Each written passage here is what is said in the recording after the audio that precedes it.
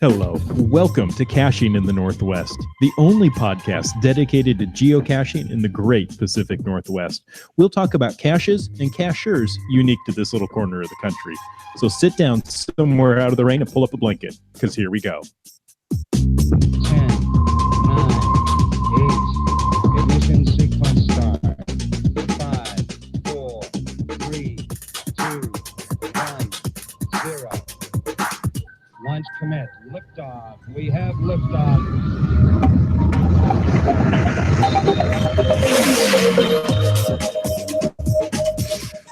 This is episode 1, Sarcasm and a Hat, recorded February 24th, 2010.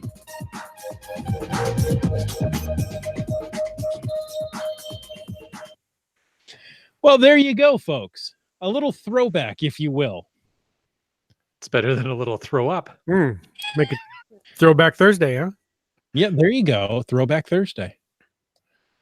What were you doing February 24th, 2010? I can tell you exactly what I was doing then. Because that Can was you the really? Vancouver Winter Olympics. Ah. Anyways, Yeah, those did happen once upon a time, didn't they? they did. How about that? But that's also at the genesis of this very time that has now evolved into the three of us hanging out every Thursday night, having a great time, being joined by our live audience. 9 years and 2 months later, here we are at 300 episodes. Don't try to do the math. It'll hurt your head. That's like, one every so often. Well, Duh. yeah. That's kind of how it worked out. Yeah, see? But folks, we want to say welcome to Caching in the Northwest. This isn't a usual episode, but if it was, it would be the only podcast from the birthplace of geocaching in the great Pacific Northwest. Each week we're going to talk about caches and cachers from here and all around the globe. So while you're sketching a new spire for Notre Dame, we'll be caching in the Northwest. Yeah, and back in 2010, you were stuck with just the two of us. But now, well, it's time to bring in our spectacular Simeon. Some say he's been caching so long, he has a steam-powered GPSR. Others say he's tested positive for medical school. All we know is he's called Land Monkey. I really liked the fact that you left a nice little pause after saying tested positive. That was great. Thank you. Feeling the you have quality tested love here. positive. I tested positive for cholesterol myself, but Oh dear. That sounds like a FATAS topic. oh no, that was years ago. Probably Well, like 2010. there you go. 2010. Well, you know what? It's 2019, and tonight we are celebrating. The three of us are celebrating. We are wearing our Hawaiian shirts to celebrate. We're celebrating with you, loyal and new listeners. And we thank you for joining us for our 300th episode. Of course, with that, we also want to throw out a quick reminder that we appreciate the support of our patrons who help to keep this podcast coming each and every week. And that includes the Land Sharks, our corporate Denali level sponsor. Remember, there's still a free special shipping offer for you Canadian and US listeners from landsharks.ca. Free shipping on orders of $50 Canadian or greater to a max of $25 Canadian shipping costs. Just use promo code SHIP50. There you go. Well done. Thank you. Good job. Good job. You know what else is good? What? Good logs. We like good logs. In fact, we have a special acronym that we use for good logs. Well before geocaching.com allowed upvotes, we started, thanks to Dora Moore, the geocaching log of the week, or GLOW, as we like to say, because good logs should make you glow. Whether you wrote it or whether you read it, we want to hear about it because great logs simply make geocaching better. Send an email to feedback@cachingnw.com. You can call into 253-693-TFTC or use the voicemail tool on the website and show us how you glow. And before we get into the glow, we need some more. Send in your good logs. Maybe I should just start searching the site and looking for those logs that have been upvoted. I mean, how many could have been? Not many. Not many down here. No, not yet. Give it time. There you go. Well, this week's glow was submitted by Land Monkey. It's an odd Hmm. name. It's an odd name, isn't it? I think he's now ineligible for the badge as being a co-host of the podcast, but who knows? I don't think so. I'm No, waiting maybe for my not. badge. Okay. I think I've got a patch over there that has the. Anyway, so thank you, Land Monkey. This one looks like fun. Bug Girl 1975. That's the log writer, author, I assume here, for geocaching safety bacon. And now I'm hungry. You're welcome. Okay. Short but sweet log, and it reads, LOL. Unless you're swimming, leave this until the water goes down. FTF at 12:02 with Soupy 58. Took a while for the chirp to come through, then not from this side. Oh, not here either? Screw it, it's not that deep. Down to my skivvies, seriously. No surprise, there were no logs. Favorite point for sure. So yeah, so that is a log from Bug Girl 1975, one of the first logs on that cache. It's a Fraser Valley Cache Bash cache that I put out for Brylang's Fraser Valley Cache Bash event that we're midway through the finding period for. And it was, I had hid the cache and I made sure everything was in place a couple days before Mrs. Monkey and I took off on our anniversary trip. And we weren't going to be around when it got published. So I wanted to make sure everything was good. Well, what happened is it poured, absolutely poured rain the day before the Cache Bash event. So the park was completely flooded.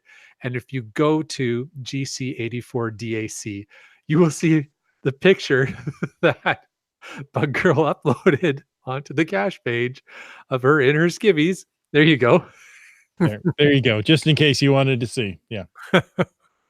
Wading in waist deep water to get that FTF. So, you know, some people take their FTF pretty serious. That's all I have to say. Yeah. I assumed it was, ankle or calf deep, not waist deep water. She's hardcore, man. I gotta say. And Doramore says, what makes it even better is that others found the dry way to the cache that very same day. But they didn't get the FTF. That's right. If you're going to do an FTF, sometimes you have to go wading.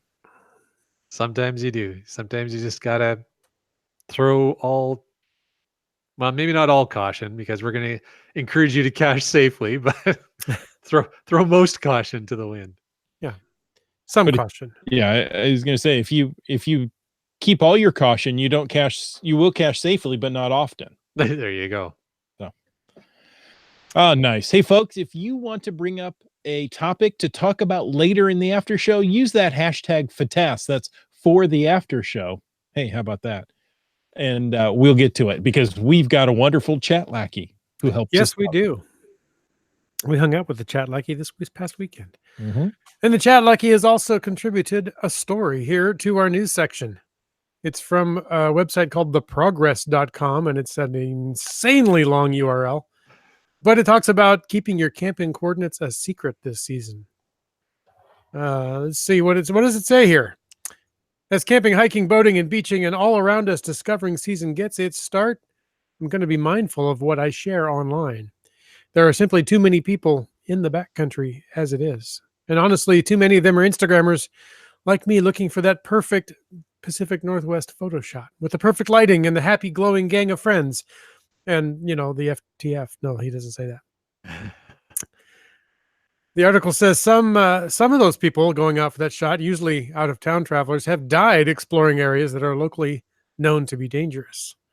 But beyond the tragedy of death, which, that's up there pretty high, there's also an increase in human-caused forest fires, an increase in garbage being left behind, even the threat of having some well-loved crown land being closed off to the public, which probably means no geocaching as well. The thought of visiting an area just for the gram, that's not your grandmother, that's Instagram. Oh, yeah. I was thinking, grandmother doesn't really care so much about camping anymore. Over the hill and across the Yeah. We call it, just for the ounce down here in the States. But It doesn't sit well with a lot of backcountry users, fishermen, hunters, ATVers, longtime campers. Many of them launch cleanup events regularly, undoing the messes left up at Harrison Lake, along Chilliwack Lake Road, and on the beaches of Jones Lake, just for a few examples. The people are here for the long haul. And as we all know, geocachers are right there too. We care about the game board that we all play on and go out and clean it up and take care. So get out there and do that too, right? It's probably too late to go back to the simpler days. As they say, the horse has already left the barn, and nobody put a GPS tracking chip on that horse. There's no more need to source out a back road map at the local gas station. All you have to do is log into your social media for the GPS coordinates. But this author says, I've decided I will try not to contribute to the problem anymore. That means if we find a secret swimming hole, if there's any left to discover, I will keep it a secret. If we journey to a hot spring site, we won't share the directions. So that'll make Bug Girl 1975's FTF efforts all that much more difficult. There you go. And all that much more special. That's right. With the secret swimming hole that she shared. It's a temporary swimming hole. Yep. And But it's you know not a what? swimming hole That nonetheless. had to be cold. Oh, I guarantee it was. Wow. That's Oh. commitment. And I got to say, so we were talking about upvoting earlier. That particular log has at least 8 upvotes on it already. So there you go. Impressive. You can go there now and put your upvote on that log. Yeah, as well, you should, because it deserves it. Absolutely. Nice. Well, we are at episode 300. Now, what we did is we got it to 299 and then just kind of floated this one out there to see what would happen. So that's it. Thanks, guys. Bye. Good night.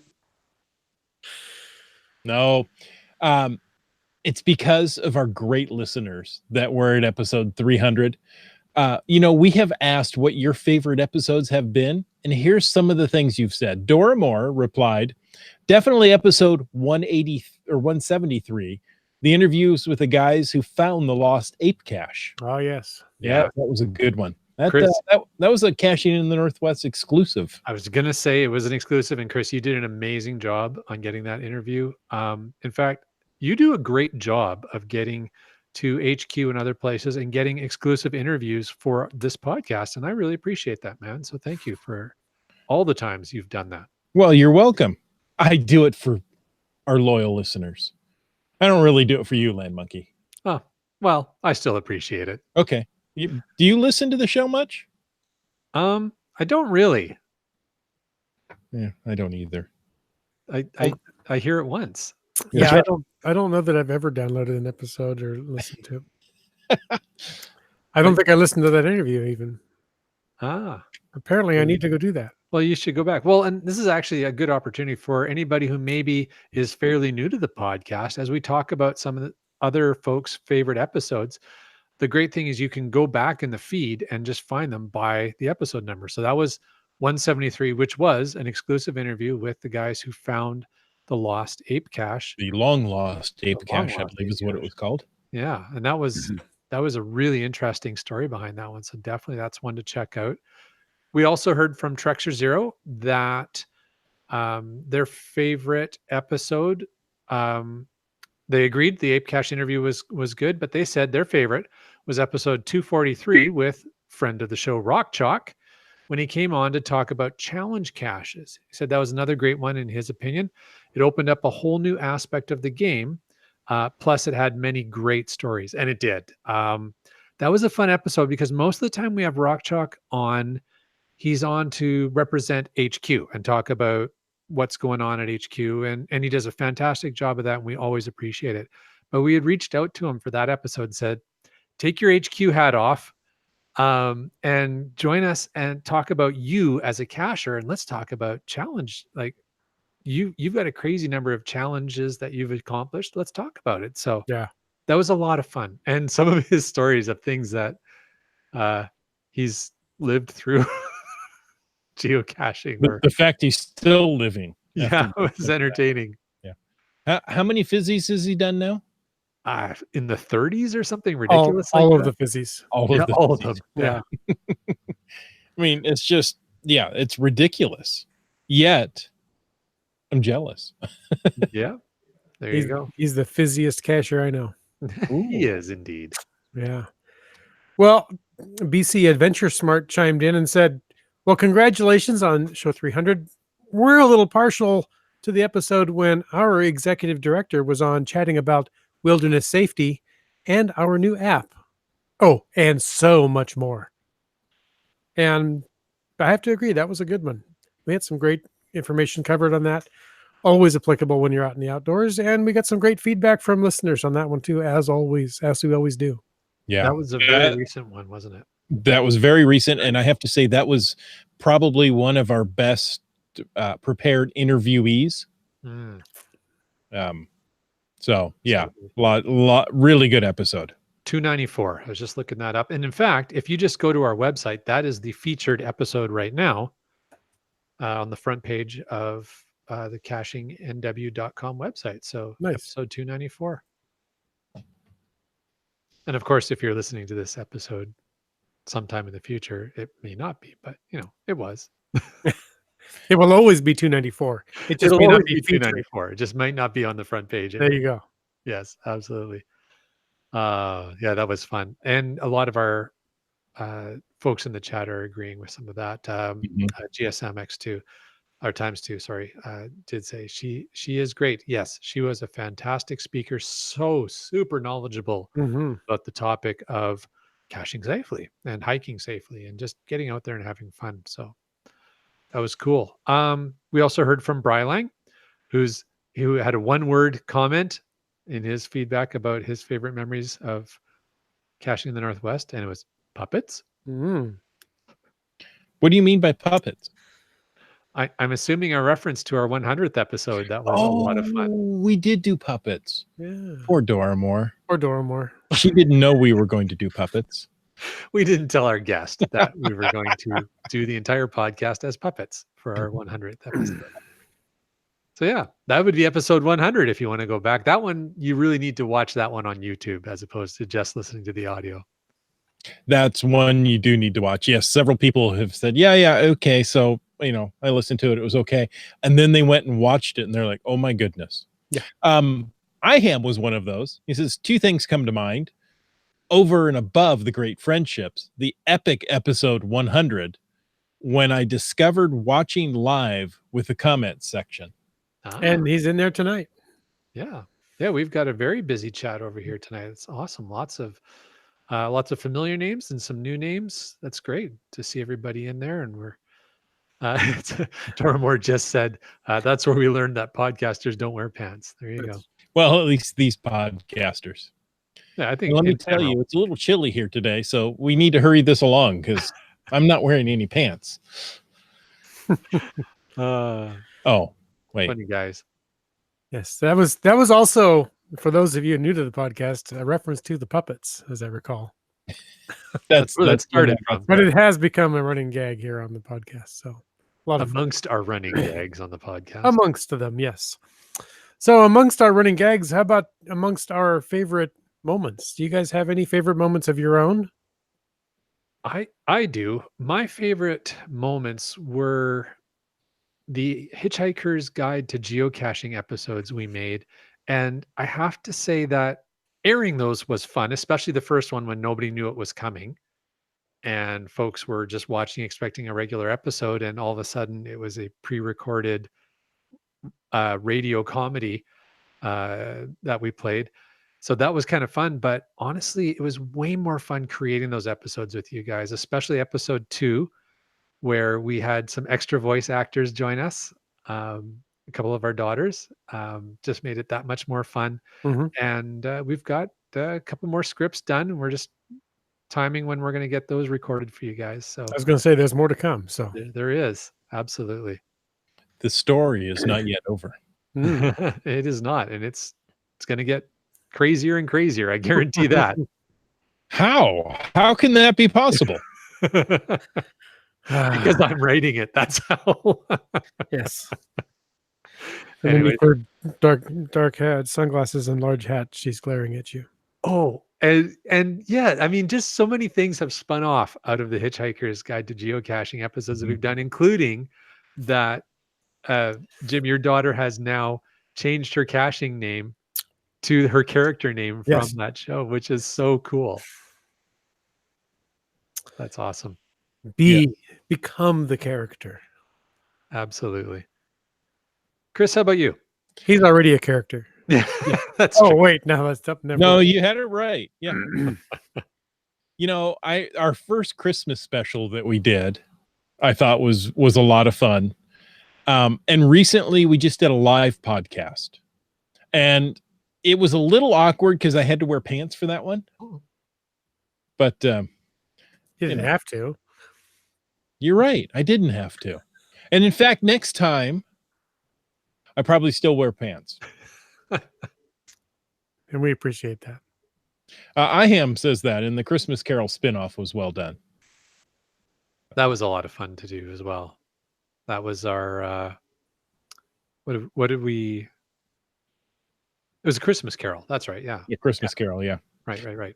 Doramore says another one of my favorite episodes was the audio broadcast from the MVG Summertime Winter Games. Oh yeah. We've done a few Mhm. in the field shows. That was one of them. That was a lot of fun. Jim, having you come up, and you and I had the honor of lighting the torch for the. Yeah, lighting the torch. I've never lit the torch for games before. And we, as I recall, entered on tandem cross-country skis That's correct. of a sort. Of a sort. That was a lot of fun. I always enjoyed those games. Pardon me, gentlemen. And the various events that we've been together for. There's been a number of them where we've been able to get together for either going ape, block parties, a couple of different things up here. Yeah, We did one for the first Mount Vernon That's geocoin right. challenge. Yeah. First or second, I can't recall. There you go. Christy over in the chat said the recent reviewer drone episode was pretty awesome. That was a lot of fun. That was our slightly delayed April 1st episode. That was epic. Yes. Very good. Yes. And I think in fact I've talked with a couple of people that, well, maybe wait, no, this isn't right. we got them. Yeah. Wet Coaster says my favorite was the FATAS archive party. I'm gonna have to go find out what episode that is. I can't tell you because it wasn't our main topic, but that was early on when we started doing FATAS. Yeah. So that might have been before you actually released the after show as part of the recording. Oh, it might have been. Early on, the after show was if you had to be here live for it, and otherwise it was gone forever. Well, it was one of my caches that we archived, so I could always go back and there you go. That would tell you. Go through them and figure that out. I'll figure that out during the after show if somebody. You know what we found out? Don't do that. Don't do that. Well, all depends on how your working relationship with your reviewer is, I think. Oh yeah, because it won't be the same after that. Your local reviewer will never forget you. Or forgive you. That's where we found out the reviewers get actually pinged every time there's a neat archives alert. So so, folks, if you're new to the podcast, we'll talk about this just a little bit. Land Monkey wanted to archive one of his caches, and we thought, let's do it live on the air. In fact, everybody who's listening, go put a needs archived on this cache. And Land Monkey, how long did it take for you to hear from the reviewer? Maybe 5 to 10 minutes before I got a cease and desist message from the reviewer. And didn't they lock the cache? So yeah, they did lock the cache because they're like, okay, I don't know. And I think that what the feedback was that we got was, I don't know what's going on, but I'm locking this cache because this is weird and it's not stopping. It was just one of those things that I've never put a needs archived on a cache. So that was kind of fun. I'm going to go do it. Yeah. I wanted everybody to have the experience, the satisfaction of posting a needs archive on a cache. I was trying to help.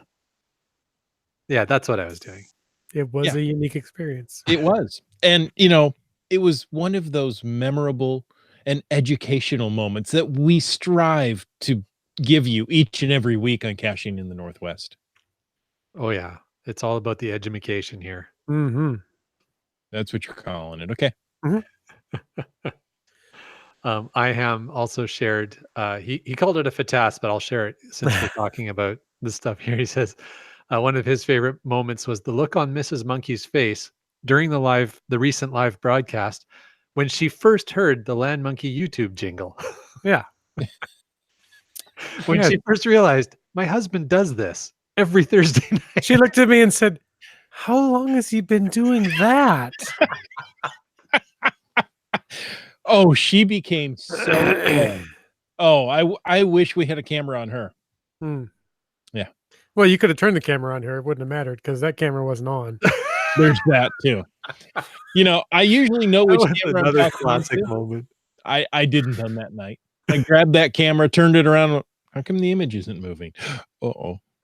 And once again, we had a guest joining us online all the way from Louisiana, and that was an informative and fun episode. So was fun. if you go back and check that one, I can't remember which one that was off the top of my mind, but that one was really good.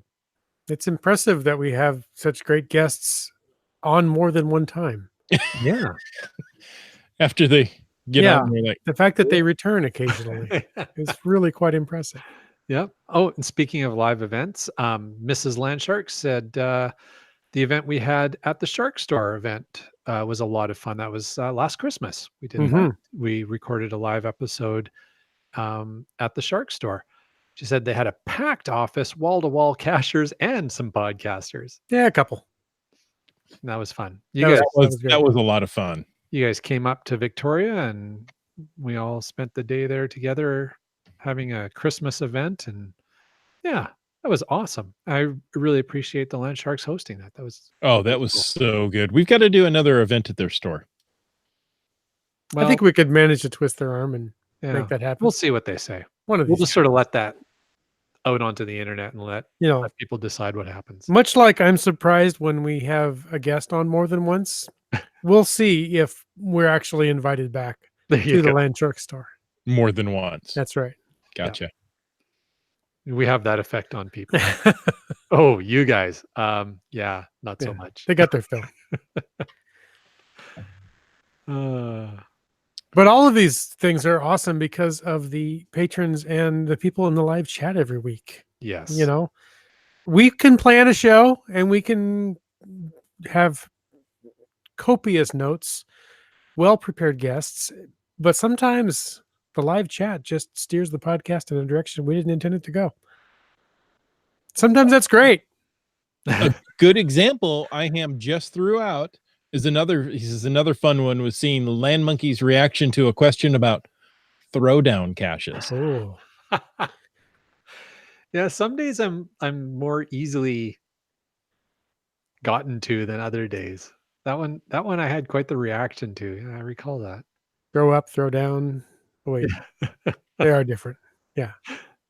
Uh, Coincidentally, talking about a throwdown, we left the Hands Across the Border event, did a couple of caches right there near the park, and went to a cache, lifted the skirt of the light post there and found it too. And while we were looking at it, somebody goes, "Wait a minute, what about this?" The film canister under the lamp skirt was a throwdown. The real cache was still there. Yeah, oh, Real my. cache was still there and so much better. Yes. Oh dear. People. So That's just lazy. That's just lazy. So we took the log out of the throwdown and put it into the regular cache. Wow. Took the canister with us. Super responsible. Did you then burn the container from the throwdown? no, but when somebody in our party confiscated it, it's no longer at that location. Ah, okay. It's been officially confiscated. Yes, I don't believe it was burned, but it was confiscated. I believe it will be recycled. I was Well, going to say it was in good shape. It's a good cache container for somewhere else. reusing and repurposing it for a proper Yeah. cache somewhere. There you go. Yeah. All right, I'm on board with that. It's more environmentally friendly than burning it. Yeah, we saw a couple of cashiers, as you do when you're, especially after a big event, rented them at a couple of different caches. And she said, "Oh, did you find that one?" We said, "Yeah." "Which one did you find?" Did you find the real one? "Oh, What? Well, no, I found the one. Do we have to go back? No, I moved the log for you. So it will count, but There pay you go. attention. that's right." So we right off the very beginning of this podcast, we played the audio from episode number 1 and going back to February 2010. So much has changed. You got another co-host. Yeah, Uh, how'd that happen? yeah, somebody snuck their way into the show. There's been lots of change and lots of innovation to this podcast in the last 300 episodes. And so I have a question for you two guys as the founders of this podcast. When you first started it, what did you imagine it might look like or sound like at either 100, 200, or 300 episodes down the road? Wits End? I don't know that Got I anything? even thought about that far away, because this was all Chris's brainchild. He's like, Oh. I want to do a podcast." I'm like, "Okay, I want you to come with me." "Why?" "Well, it's just hard to just talk by yourself. It helps to have two people to talk to each other." "All right, I guess." And we worked in the same office, so we just stayed after work a couple times and chatted. And about 10 episodes in, I said, "Why does it always say we on this one section of the notes?" And so, we just yammered along, and I thought, well, okay, that's kind of fun, I guess. And this will appease Chris, and we'll do this 3 or 4 times, and then we'll move on. This was all appeasement? 300 episodes later, he finds out. It's just appeasement. I was hesitant to start a podcast. I wanted to, but I didn't know if I would have enough topics to talk about. I started it the year that Geo Woodstock was coming to Washington State. So, I figured there's going to be enough to talk about in this huge event coming up. Sure. And it amazed me that we made it to 100, and that was a big one, and 200 and 300 almost snuck up on us, because once you get into a routine. So for those of you who didn't listen 9 years 2 months ago, we started this off as a monthly podcast. Wits End and I both had younger families. We were younger back then, as It happens that way. we want Yeah. to be.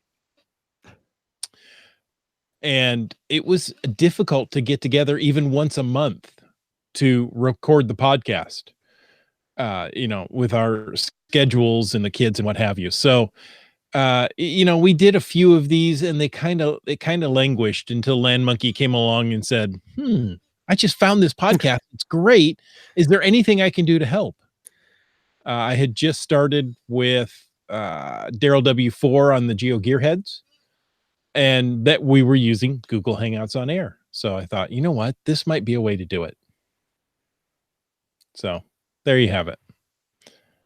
Yeah, as I recall, Land Monkey said, "Hey, I listened to all your old episodes, and I kind of like it, but you stopped. Can I help you get started again?" Something along those lines, anyway. That's Yeah. Who is this guy? Yeah, Chris came in and goes, "Get this guy what's up with the podcast." I'm like, "Really? Okay. Why?" At which point, all of a sudden, I kind of got defensive about things. Who is this guy? Wait a minute. This is our thing.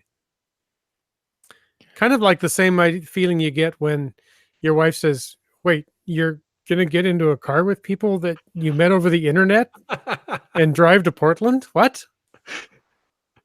It's similar, but I don't think it's exactly the same. Not quite the same. Oh my goodness. Yeah, that's another great memory is the first time the three of us actually physically got together Laura and I would planned a road trip to come down. We were going to pick you guys up, Mhm. and we start off with an event in the morning at in Tacoma at a restaurant. What's the I think it was Sherry? Elmer's. Elmer's. Elmer's.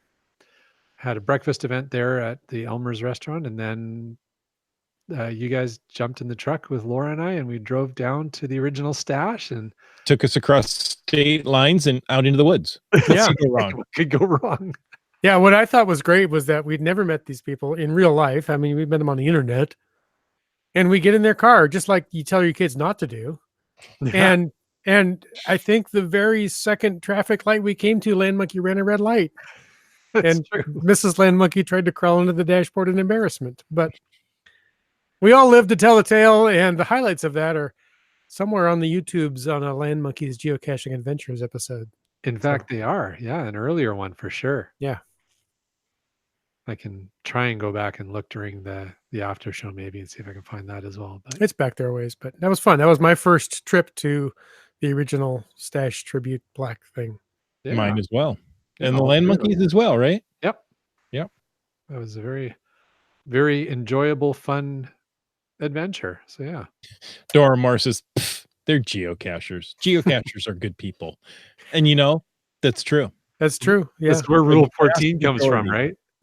right? Hmm? This is where Rule 14 comes from, getting rides from strangers. Something Well, like no, that. take rule 14 is getting directions from people on lawn or riding lawnmowers. Right. But it resulted in Mm, strangers getting a ride from us yes. Mhm. back down the mountain. Yes.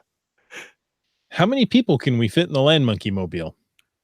More than you Apparently think. So, like Shriners, we all climbed in. Yeah, it was kind of like that. Oh, that was good. That Too was bad you don't have footage of that. That was fun. Oh gosh. So Okay, yeah. well, now, Land Monkey, before Yeah. we leave, Yes. it's quiz time. Oh. Okay. I'm going to pose to you, Land Monkey, what was the main subject of our very first episode? The main subject of the very first episode that you guys recorded. So you don't mean like the first time I was on the show. You mean the, No. the very like episode Episode one. number 1, which I just played the introduction for. I believe it was the Sark mark. Oh, very good. Yes, because it did say sarcasm. That kind of gave it away, didn't it? The Sark A little mark. bit. And you know what? That sucker's never taken off. Who's No. going to pay for an emoji? Oh, wait. People do that now, don't they?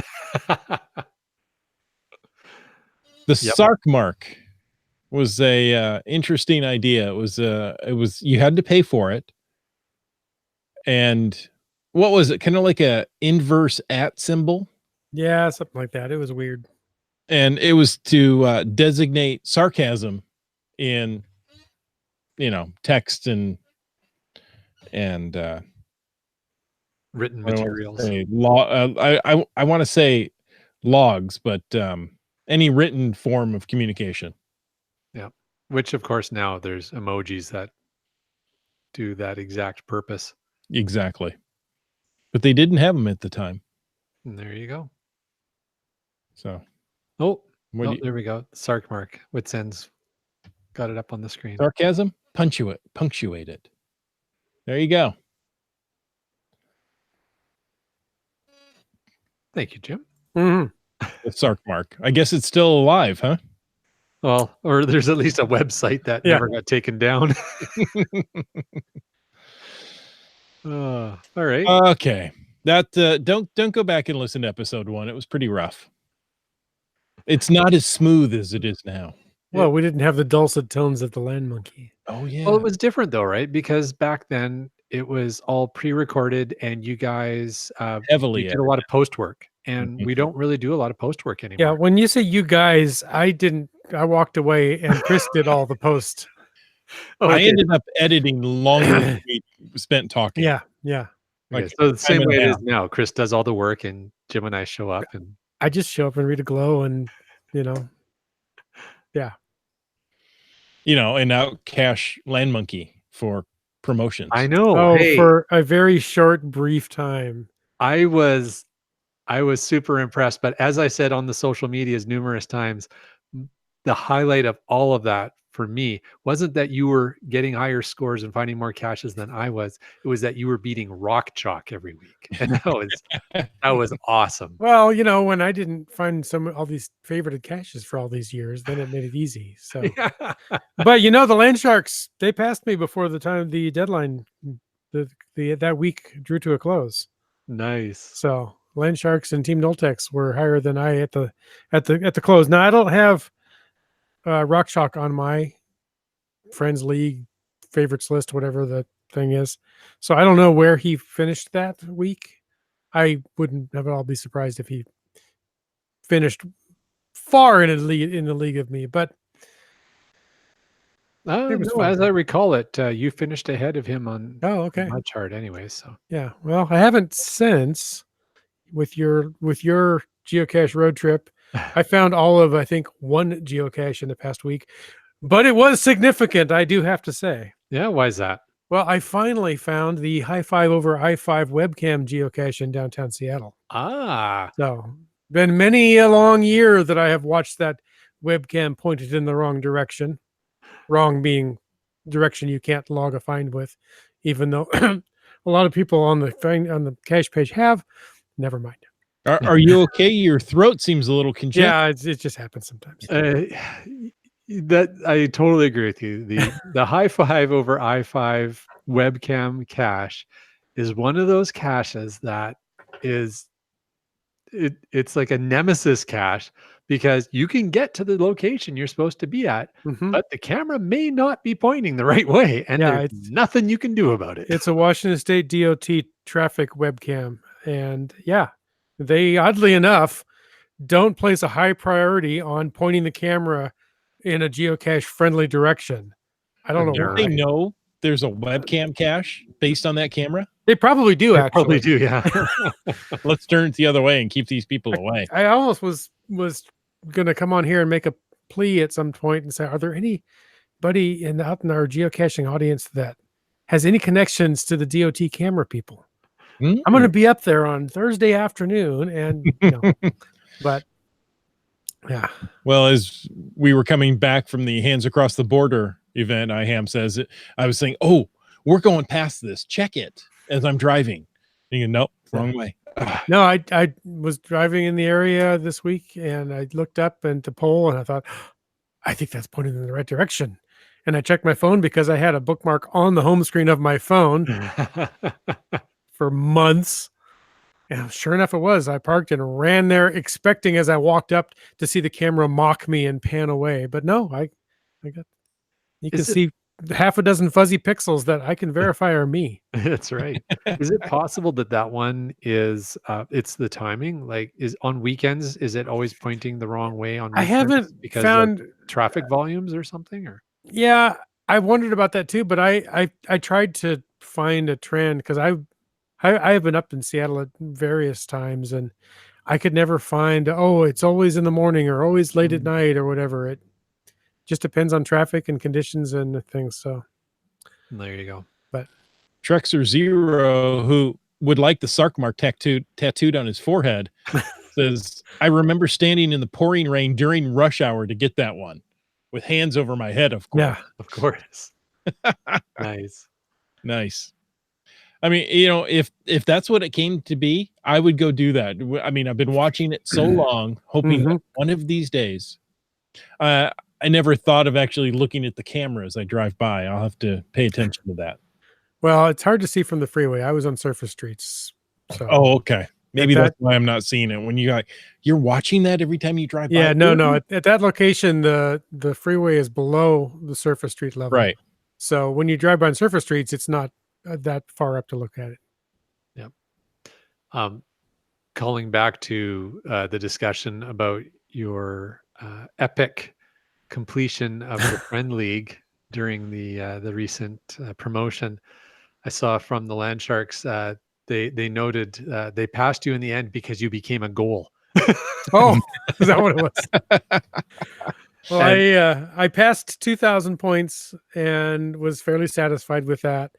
And I also had a really busy weekend at work the last 3 or 4 days of the thing. And I thought, well, I passed 2,000. I'm happy. If I finish higher than Land Monkey and Rock Shock, I'm even happier. And congratulations to Land Sharks and Team Noltex for finishing higher. So, I do have to say that my points, however, were I think all of my points were from finds for me, going out and finding thing. Team Noltex, I have a strong suspicion, received a lot of their points from other people finding and favoriting their caches. Yeah. So, which I liked that though. I applaud that. That Yeah. you know that does reflect a lot. But and Team Noltex puts out fantastic Oh, caches. amazing. If folks are planning to head down into the greater Tacoma area is where you'll mostly find their caches. Yeah. Mhm. Some really good quality caches. You guys are lucky. You've got some really good creative cache placers in that larger area. I don't know. Yeah. What do you call that area? South Sound. South Sound? Okay. Yeah. Um, Including Bounce, who was featured on the geocaching blog He was. newsletter. He was. Absolutely. In fact, I'm just editing a video that has some bounce caches in it right now. So 3M says, my goal was to beat Land Monkey. I did. 24-45 points. Only 25 points were awarded to me. So there you go. there you go. And congrats. So that beats my score as well. I had 2002 at the end of that run. I Nice. remember that year, Sonny. Yeah. Oh, that Kids on my lawn. pre-podcast. There you go. Barely. Yeah.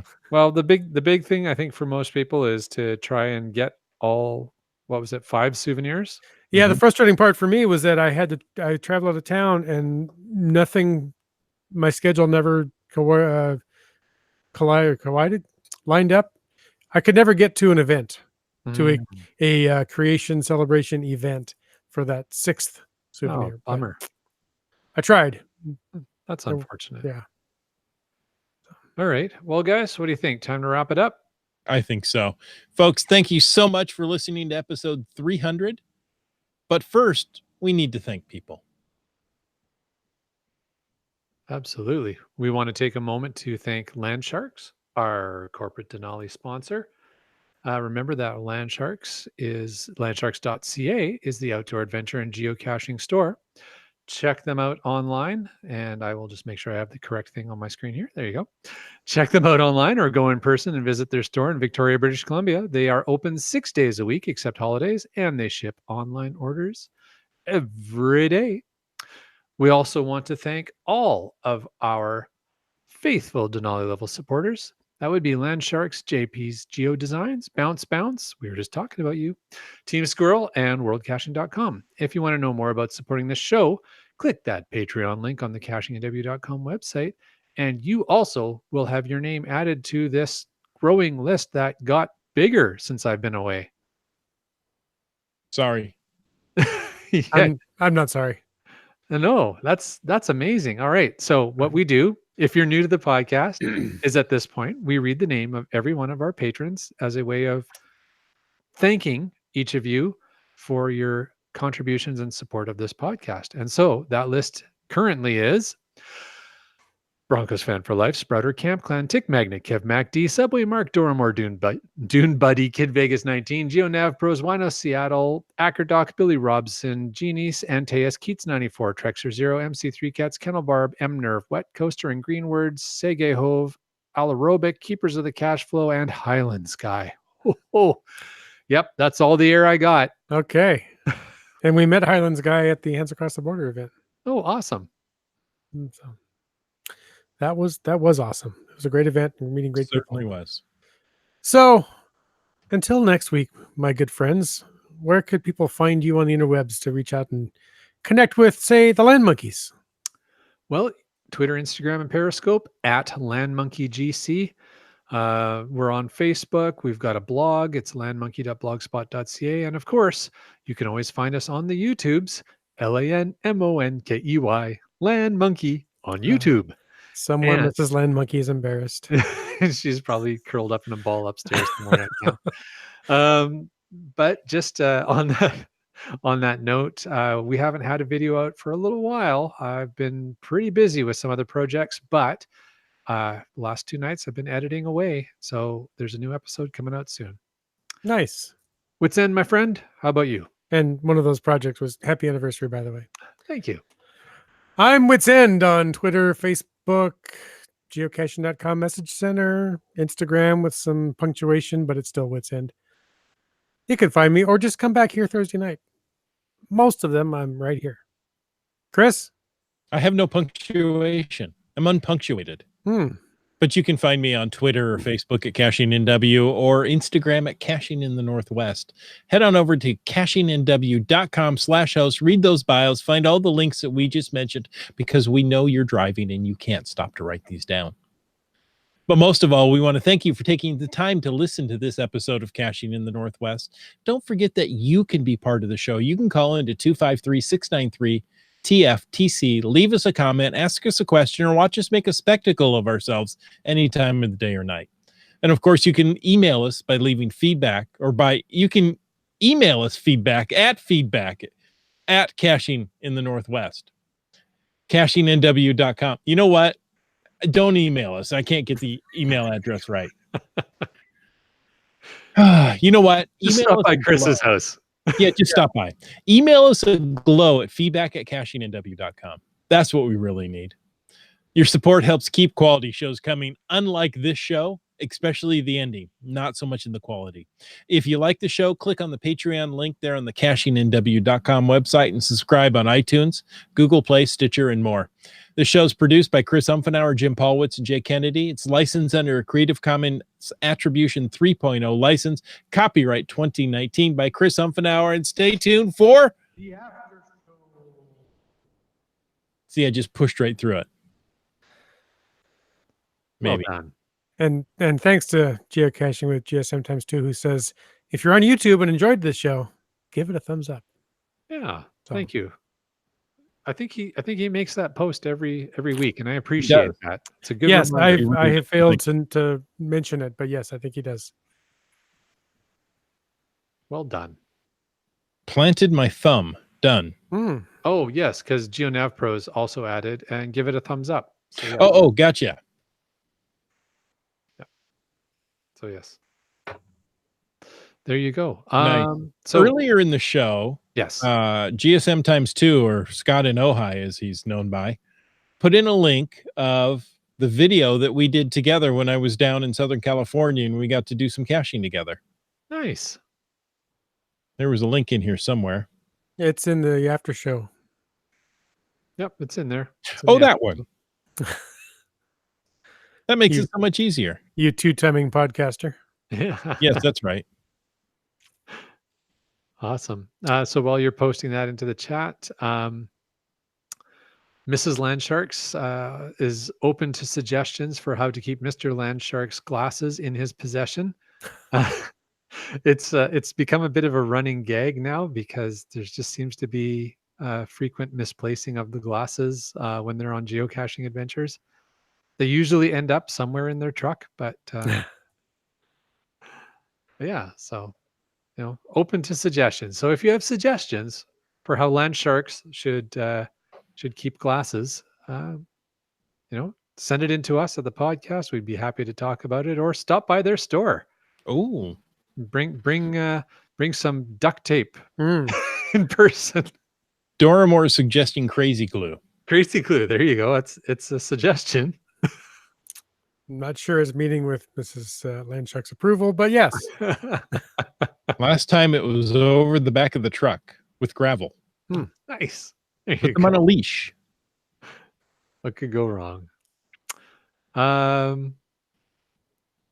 Truxer Zero had a Fatas comment. He's asking, how do you organize your caching supplies, i.e. cache containers, spare logs, magnets, etc.? He said placing everything into a Rubbermaid tub is turning out to not be ideal, and that is definitely true. I have sort of two simultaneous systems I use.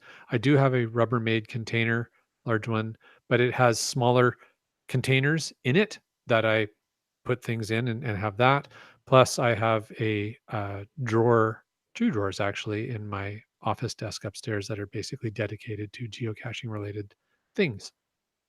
So I have a great system. I bring Wits End. Yeah, Hmm. that's always a good system. He has a mental inventory of everything in his backpack at any moment. And he always has an SD card, Yes, he does. Almost always, yeah.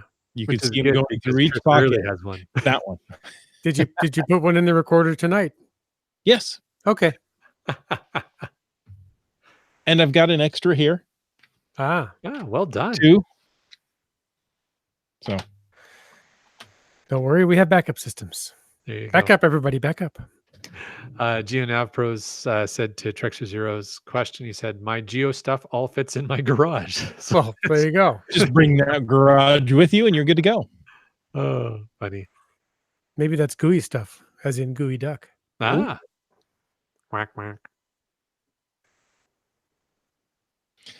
GSM times 2 says I have a tackle box in my car and a well-organized fanny pack for the trail. A tackle box would actually work quite well. It would. Yeah. You know, well, it'd it give you- depends. Yeah. Depends how much stuff you have, I think. But yes.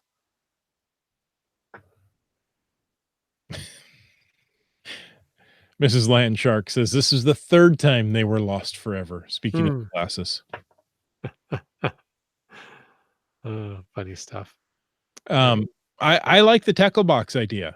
You know, that allows you it, and again, it depends on the size, but you know, there's a lot of small things, especially if you're going to do cache maintenance, like O-rings and replacement bison tubes and nanos and logs that will fit into the little trays of the Mhm. tackle box well, and then the bigger things can go down below. Yeah. Again, it just depends how much stuff you have, right? So if it's a small enough amount of stuff to fit in a tackle box, perfect. Or a tackle box could just be part of Mm-hmm. your overall kit. Cool. What else we Yes, got? so we're still working on Mr. Landshark's eyeglass retention system, Okay. but Mrs. Landshark says a Landshark's lens leash or an LLL, Ah. which will be available next month at the Landshark store. I'm sure it will. Avro Air says, I have a stick. I'm not sure which question that's in response to. I Does it wondered about matter? that. I think it just fits. It's just so you know, if you're ever wondering, if you ever, bump into Avro Air. I just want How's you to the know stick? if you're going to carry spare bison tubes and spare parts for geocaches, Chris, that you're going to need a really big tackle box if you're going to maintain this cache that I found in California. Oh my. That's more than a tackle box, I'm pretty sure. That's Yeah, awesome. it's, That was a good one. It was for was those in- of you listening, it was in this post. it was in a post, which is what 18 inches in diameter. Yeah, something like 2 that. foot in diameter, and pulls out a huge chunk of PVC, which has to be 3 feet long. Yeah, well, as you can see in this About a picture, meter it pretty long. much took my entire arm to reach the log at the bottom of the tube. So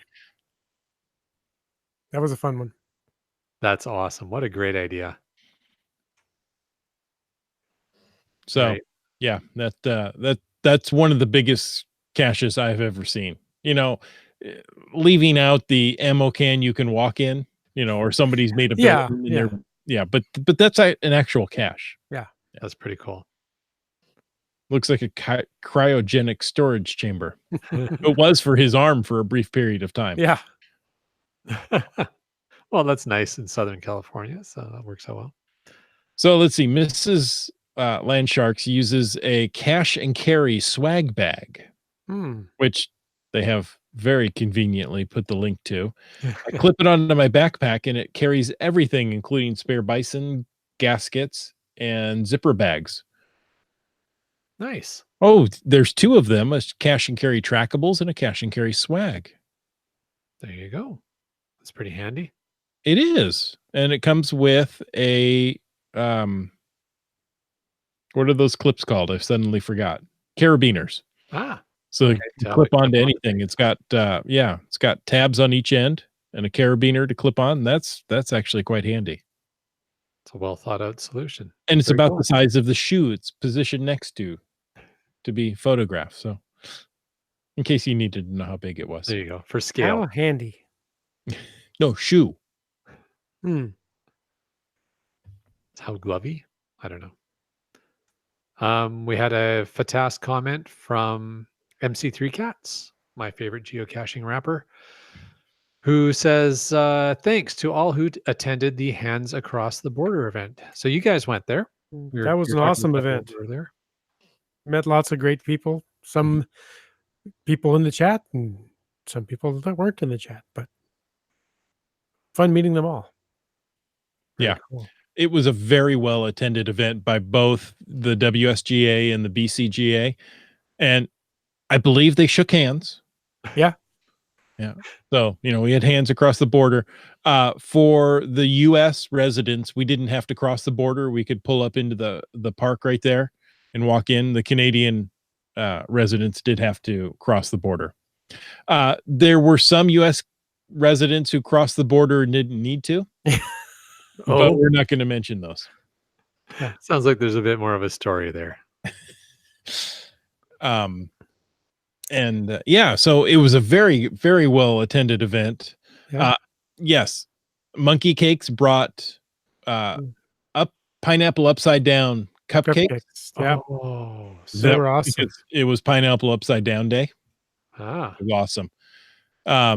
WSG, I don't know if it's the WSGA or the BCGA. There were burgers, there were food, there was, If you went hungry at that event, it was your own fault because there was lots of food and they sent it home with people afterward. It was great. nice. Yeah, it was unfortunate I wasn't able to make that event, but we had prior plans for that long weekend. So us monkeys were elsewhere. it was just 2 days long. You were missed. As Lots of people asked about you. I say, I was missed. Who was aiming for me? Wet Coast, no, sorry. MC3 Cat says about 120 folks were there. Wow, that's an awesome turnout. Yeah. Yeah. There's Nice. my goal is to get across the border as quickly as possible without, causing a backup or, being that guy that, causes everybody else to slow down. So I never got the Peace Arch virtual. Mm. And there are what? Until now. Until now. And I never stopped to visit the little park. There's a building there they call the American Kitchen, because I assume it's on the American side. Mm-hmm.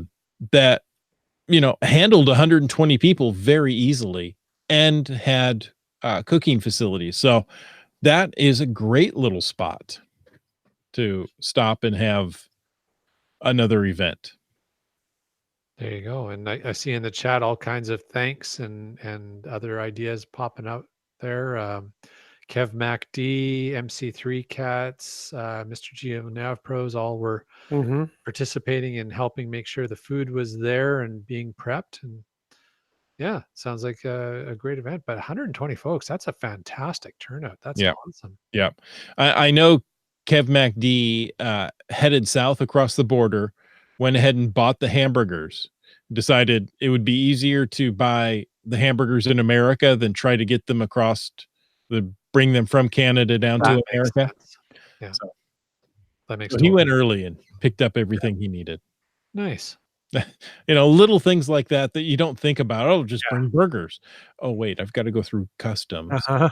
And they're, kind of picky about food and Especially meat. Yeah. Yeah. And vegetables and yeah. And I won a t-shirt in the door prize. So Did you? Yeah. Awesome. Good job. yeah. I got a rock. Thanks, Charlie Brown. Did someone throw it at you? Well, we're not supposed to talk about that.